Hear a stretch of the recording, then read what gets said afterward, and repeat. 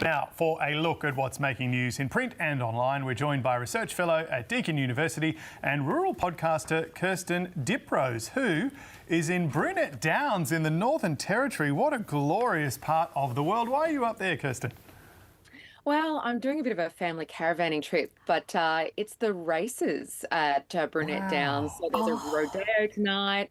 There's like a gymkhana and all sorts of weird and wonderful things that the Territory has to bring. So I'm checking it out. Glorious. For those who don't know, Brunette Downs is a very large cattle station in the Barkly Tableland. It's about 350 kilometres northeast of Tennant Creek. So if you look at the Northern Territory and pick the very middle and then just a bit to the right up towards Queensland, what a glorious part of the world. Now, what have you picked out for us today? Well, something from the NT News coming up, but first, the News Corp newspapers have this across their mastheads, which is the tech for their under-16s social media ban, basically being given the green light at this stage. So the preliminary findings of the age assurance technology trial will be officially released today, and that's basically the technology underpinning the federal government's social media ban for under-16s. And so they've been trialling different methods. Primarily the face scanning method has been used, but also checking whether they can follow up, bank details to verify someone's age. So there's a range of ways and tools that they're doing.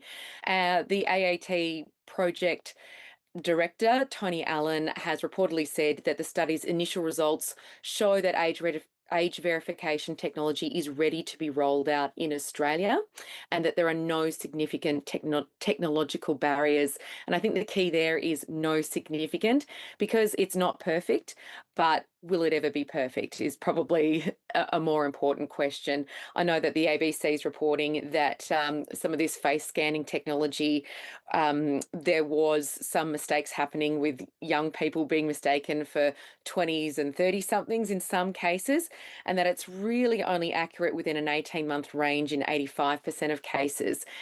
But again, this is such a popular policy that I don't think that's going to matter too much in the long run. It's due to be rolled out at the end of the year. So the federal government is going to be looking at what kind of technology or technological tools will be used in this social media ban. It is a very complex rollout. Now, you did promise us a headline from the NT Times, and yet again, Territory Day has made headlines. Yes, that's right. It's a good news story for Territorians. It's different up here, so I'm learning as a Victorian myself.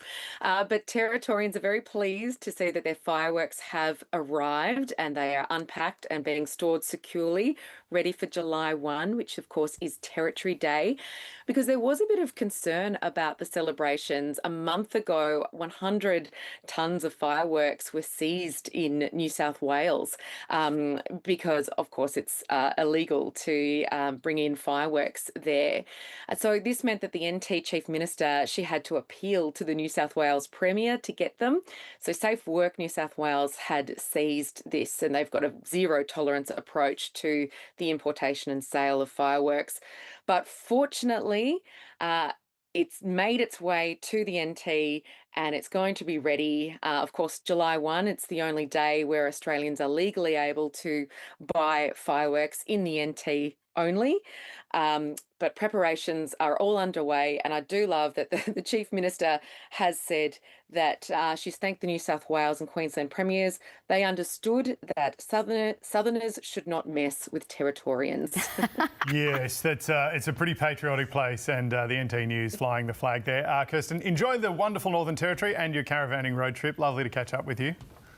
Thank you, James. Thanks, Catherine. I've covered Territory Days like a rite of passage for young reporters in Darwin. It's a pretty wild night. Pretty sure Bridget did it one year That as is well. the most highly anticipated fireworks display surely they'll have had in years.